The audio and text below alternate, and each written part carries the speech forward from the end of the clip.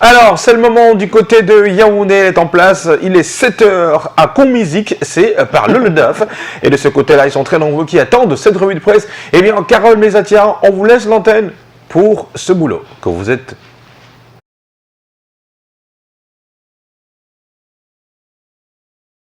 Bonjour Thierry Carole, bonjour Patricia, madame, messieurs, bonjour, bonne fête de mouton à toute la communauté musulmane. C'est avec beaucoup de plaisir que je vous retrouve ce mercredi matin après un long week-end, vous le savez certainement, marqué par la fête de la Tabaski. On démarre donc ce mercredi matin avec le quotidien gouvernemental. Cameroun Tribune nous amène du côté de Genève en Suisse où vous le savez certainement séjourne le chef de l'État Paul Biya et son épouse depuis peu là-bas. Était prévu des manifestations qui finalement n'ont pas eu l'effet escompté, un échec, précise le journal de Marie-Claire Nana. Autre précision que fait Cameroun Tribune ce mercredi matin, annoncé un grand renfort de publicité, la marche d'une certaine frange de Camerounais de la diaspora visant à perturber le séjour du président de la République a purement et simplement été interdite par les autorités helvétiques, malgré des velléités de résistance orchestrées donc par quelques individus, des individus qui ont été stoppés net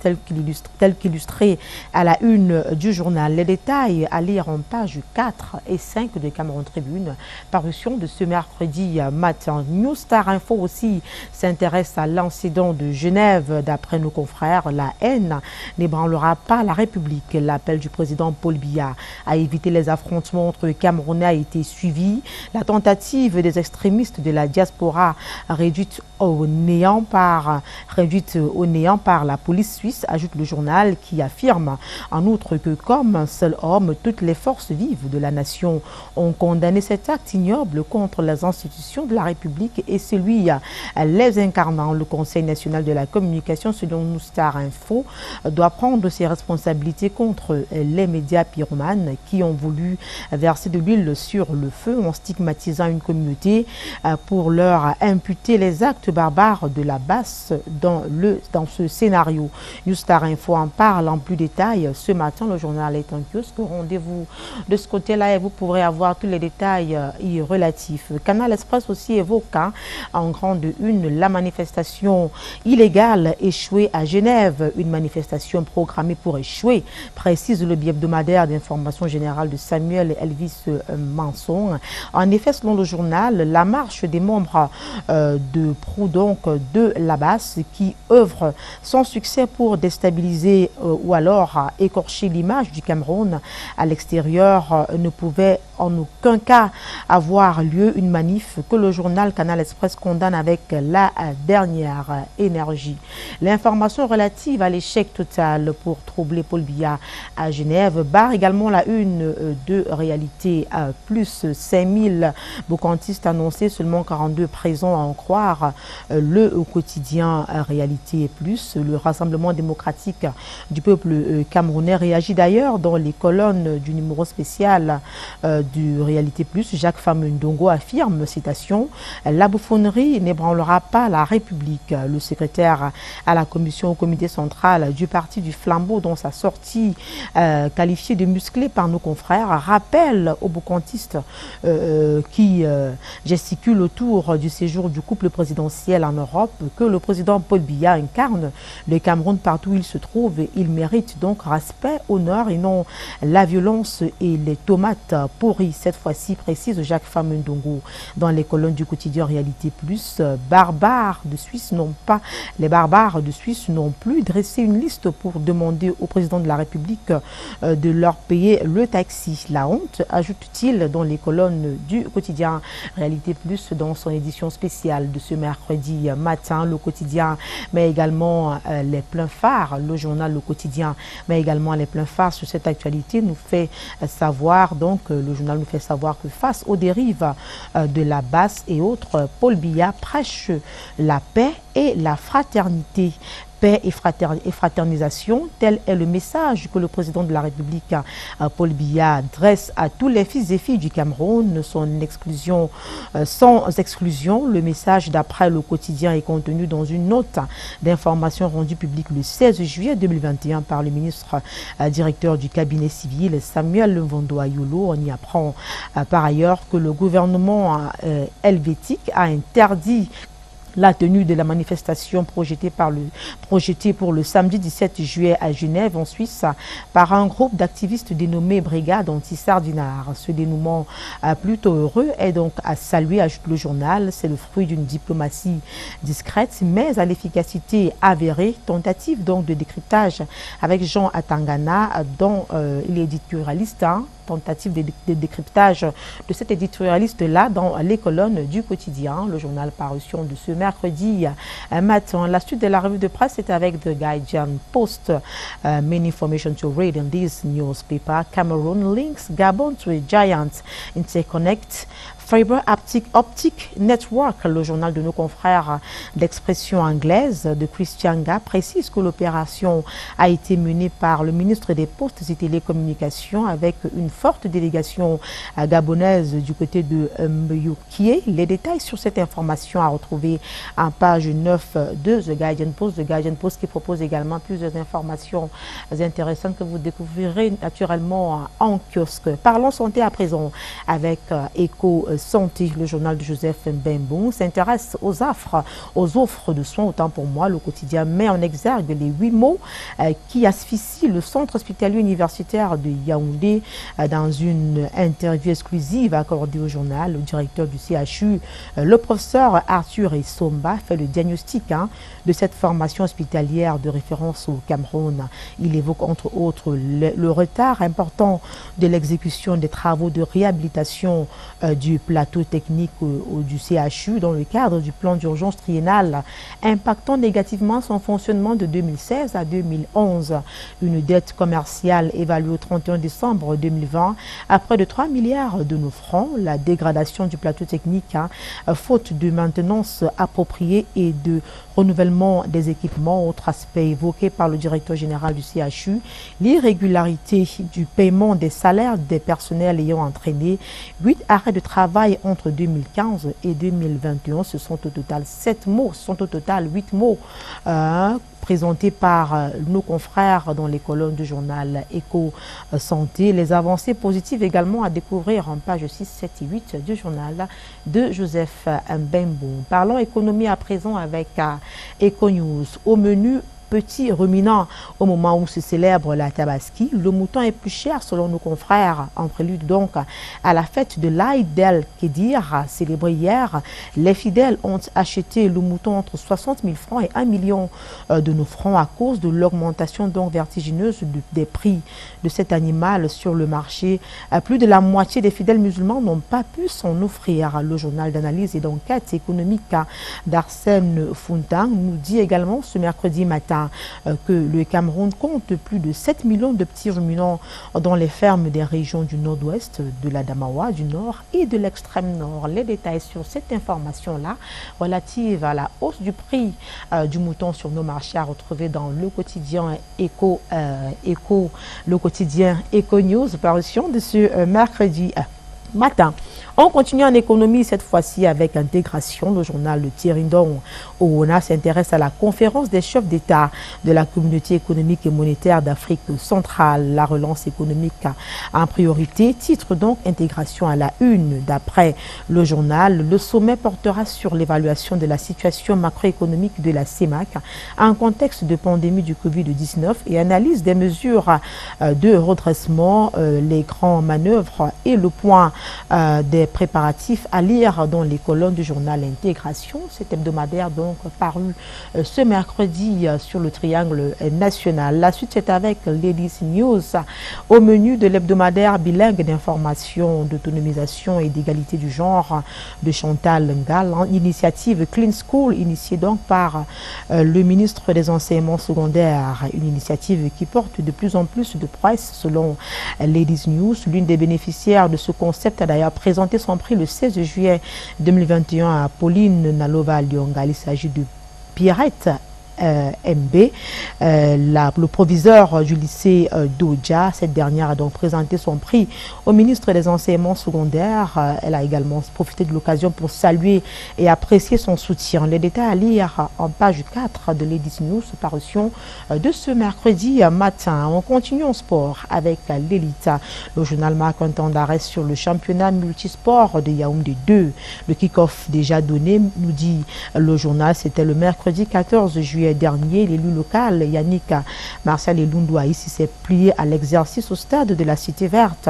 Véritable moment de loisir pour les jeunes en cette période de vacances. Les détails à découvrir donc dans les colonnes de l'hebdomadaire L'Élite en kiosque ce mercredi matin. On termine avec Vision d'Afrique qui nous arrive à l'instant au menu gouvernance. Paul Biya n'est pas le problème du Cameroun, c'est le titre qui barre la une de Vision d'Afrique. Il faut confier les responsabilités aux technocrates et non aux verbalistes, précise également ce mensuel d'information générale, d'analyse et des faits sociaux et environnementaux. Si chaque Camerounais faisait son travail dans le respect des textes en vigueur et dans l'équité, le Cameroun serait un paradis terrestre, précise également nos confrères. Plusieurs autres informations à retrouver dans Vision d'Afrique, parution de ce mercredi matin. Il suffit de vous rendre en kiosque et vous aurez donc les détails sur les informations que nous avons parcourues de manière pas sans entrer dans les détails, donc ce mercredi matin. Voilà. Ce qui met un terme, on met la clé sous le paillasson de la revue de presse Acte en direct des studios de la Cité Capitale. La suite est naturellement avec vous du côté de Douala, Michael Chipkio. Qu'est-ce qui fait la une des journaux ce mercredi matin? Bonjour. Les bienvenus donc dans la métropole économique du Cameroun. Je vous souhaite d'avance de passer une très belle journée à Yaoundé. La suite avec la nouvelle expression qui nous reparle de la crise sécuritaire et sociopolitique dans les régions du nord-ouest et du sud-ouest du Cameroun avec des morts qui s'amoncellent. Le journal nous annonce le décès de 5 policiers dans la région du nord-ouest il y a quelques jours. Des forces de défense et de sécurité qui ont été tuées dans une embuscade tendue par des combattants séparatistes, ce qui porte à 10 pratiquement nombre de forces de défense, de membres des forces de défense et de sécurité tués dans ces deux régions du nord-ouest et du sud-ouest du Cameroun en une semaine seulement, nous rapporte la nouvelle expression qui est parue ce jour. Le journal parle justement de ces personnes, de cette saignée qui continue avec ces policiers et gendarmes tués dans ces régions, des armes qui sont également emportées par ces combattants séparatistes, des pertes de plus en plus considérables dans les rangs des hommes en tenue dans cette crise dans les régions du nord-ouest et du sud-ouest du Cameroun, nous rapporte le quotidien, la nouvelle expression qui est parue ce mercredi. Le journal nous parle aussi de la lutte contre la propagation du coronavirus au Cameroun avec ces médicaments qui ont reçu l'autorisation de mise sur le marché par le ministère de la Santé publique. La pharmacopée traditionnelle est donc décryptée dans la nouvelle expression aujourd'hui par le professeur Aimé Boni, cardiologue enseignant de médecine à l'université de Douala et également médecin des hôpitaux de France qui s'exprime dans la nouvelle expression aujourd'hui. La pharmacopée traditionnelle africaine à l'épreuve de la raison, c'est donc le titre de cette lettre ouverte du professeur Aimé Boni adressée aux autorités sanitaires africaines et camerounaises. Lui qui s'étonne de la mise sur de l'autorisation de mise sur le marché qui a été délivrée pour certains médicaments, lui qui dit justement qu'il a le sentiment que certaines décisions qui engagent la santé des Africains sont prises sans la critique scientifique nécessaire, davantage dans l'émotion contagieuse pour satisfaire une opinion publique demandeuse, pour ne pas dire exigeante.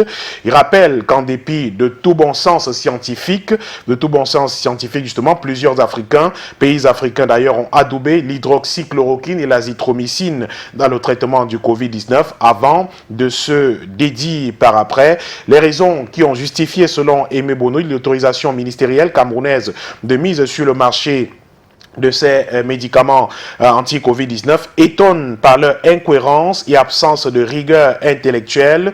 Il lui semble donc inquiétant de justifier la permissivité des conditions d'octroi des autorisations d'utilisation des produits à usage humain par la supposée innocuité des dites substances et la longue tradition de leurs utilisations. Le ministre camerounais de la Santé avoue que cette autorisation ne s'est appuyée sur aucune étude sérieuse, ce qui est donc inquiétant selon le professeur Aimé Boni qui parle de la recherche médicale comme de la recherche médicale en Afrique, le doute indispensable ou le dogme religieux. Question à laquelle il apporte une réponse dans cette lettre ouverte adressée aux autorités sanitaires africaines et même camerounaises dans les colonnes du journal La Nouvelle Expression paru ce mercredi. Le Messager est également en kiosque aujourd'hui. Le Messager qui nous parle également des questions de santé avec la peste porcine. La peste porcine qui menace au Cameroun déjà près de 3 régions touchées par cette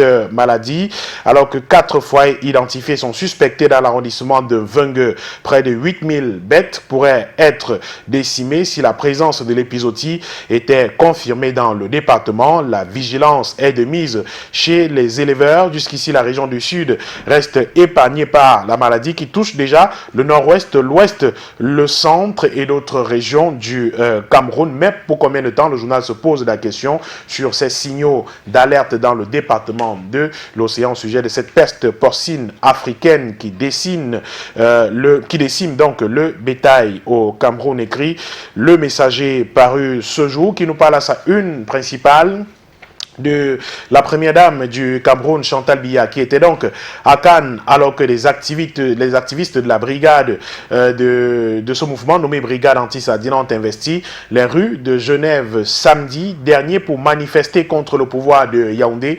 L'épouse du chef de l'État s'est rendue à la cérémonie de clôture de la 74e édition de ce rendez-vous du 7e art à Cannes. Mais à quelle fin, s'interroge le journal qui apporte également des réponses à sa question en page 3 aujourd'hui et qui parle aussi en long et en large de cette manifestation qui s'est terminée en affrontement à Genève, organisée par un collectif d'organisation des activistes camerounais de la diaspora protestant contre la visite du chef de l'État en Suisse. Le rassemblement de samedi dernier, place des Nations, a tourné en mini-émeute. Compte rendu reportage sur place avec le journal qui parle aussi de ces condamnations. Comme il y a 2 ans, des acteurs institutionnels et politiques ont à nouveau enfourché leur trompette pour claironner tout le ressentiment et toute la désapprobation subséquente aux manifestations de ces organisations samedi dernier à Genève. Manifestation contre le séjour du président de la République à Genève. Et le journal L'Indépendant, le billet hebdomadaire en kiosque aujourd'hui, voit en ces manifestations de Genève l'escalade de l'ethnofascisme.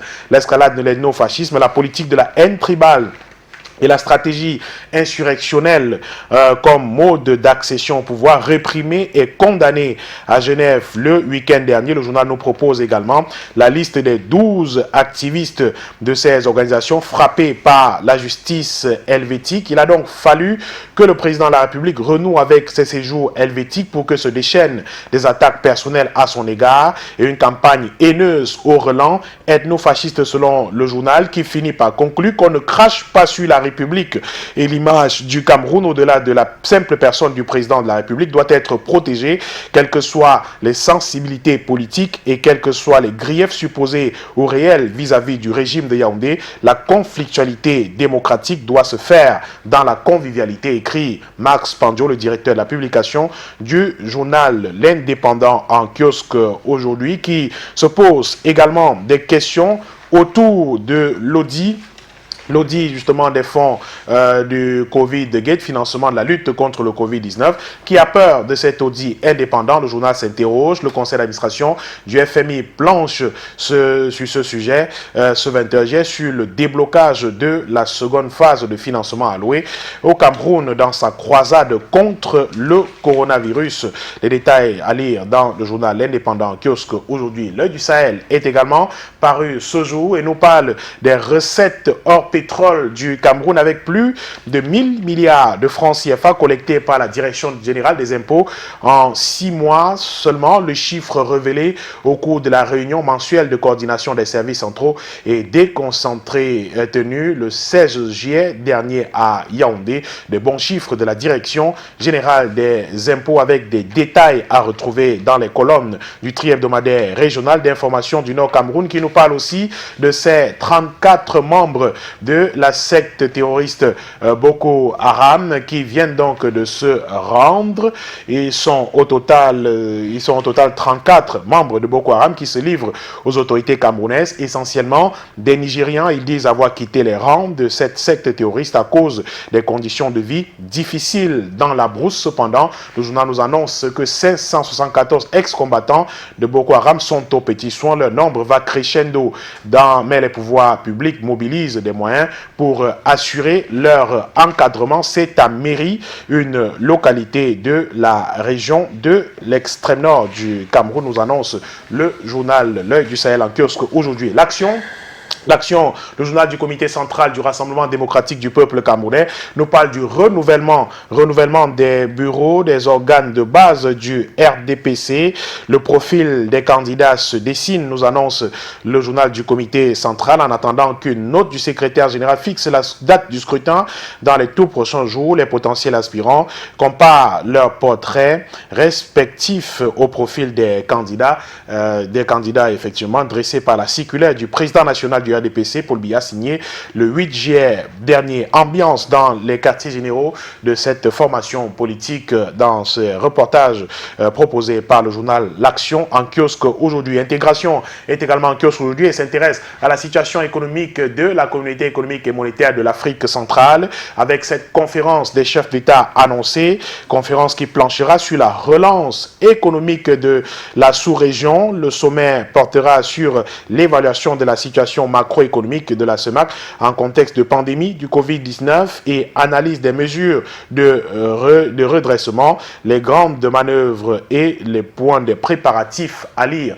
dans le journal Intégration aujourd'hui. L'équation est également paru ce jour, l'équation qui revient sur ces manifestations de Genève avec l'interdiction de la manifestation de cette organisation nommée Brigade Anti-Sardina à Genève, la diplomatie gagnante du directeur du cabinet civil de la présidence de la République, diplomate de carrière, discret et pondéré. Le ministre directeur du cabinet civil, Samuel Vondoayolo, a usé de son tact diplomatique en activant les réseaux d'influence, lesquels, grâce à la force des arguments, ont persuadé les autorités helvétiques à interdire la manifestation programmée contre le président de la République du Cameroun, écrit le journal L'Équation en kiosque aujourd'hui. Censure Hebdo, qui est également paru ce jour, parle d'un président de la République qui abat l'organisation Brigade Anti-Sardina.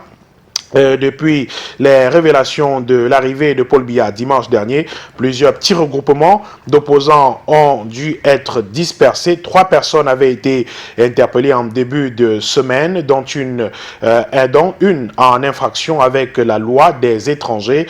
Vendredi dernier, une dizaine d'autres ont également été appréhendées par la police, explique le porte-parole justement de cette police. Une personne a été interpellée samedi. Au total, 12 personnes ont été condamnées à des jours d'amende avec sursis. Une a été condamnée à une peine privative de liberté de 180 jours avec sursis. Cependant, le président de la République reste serein, lui qui justement appelle au calme par le biais du directeur du cabinet civil de la présidence de la République, le chef de l'État, qui reste donc serein face à ce que le journal appelle les agitations de ce mouvement nommé Brigade Anti-Sardina. Khmer Presse est également en kiosque ce jour. Le journal Khmer Presse qui nous parle de l'affaire entre le port autonome de Douala et Douala International Terminal, avec ce que le journal nous annonce à sa une aujourd'hui. Bolloré qui tente de saisir les comptes du port autonome de Douala. L'ancien concessionnaire du terminal à conteneurs espère entrer en possession de près de 4 milliards de francs CFA au PAD en dépit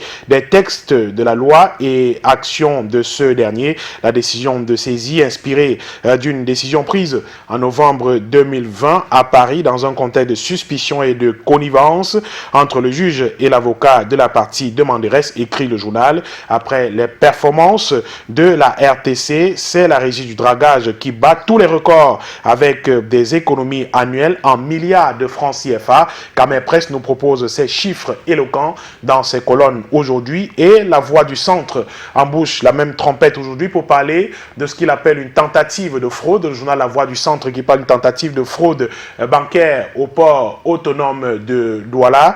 Bolloré donc démasqué de cette tentative, écrit le journal La Voix du Centre qui est paru aujourd'hui. Le PAD a été informé de l'intervention d'une saisie attribuant créances pratiquées illégalement ces comptes bancaire par Douala International Terminal. Les détails de cette affaire à retrouver dans le journal La Voix du Centre paru aujourd'hui. On termine avec Telegram News, le journal Telegram qui nous parle de succession, de la succession Nuchogon Jean Samuel, acte 2, journal de Dimitri Amba qui nous donne des détails sur ce qu'il appelle une sorte de manigance observée autour de la succession de cet homme d'affaires camerounais. Il nous parle aussi de lutte contre le Covid-19 avec le produit Gulbetara autorisé au Nigeria comme traitement contre le coronavirus, pendant qu'au Cameroun, le médicament en question peine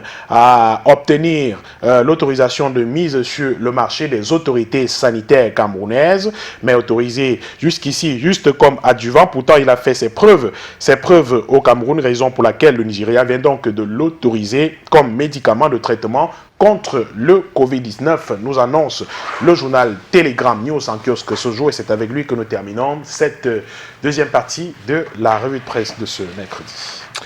Eh ben, merci Michael Tipkio. On espère tout simplement que vous avez pris du bon plaisir pendant ce férié.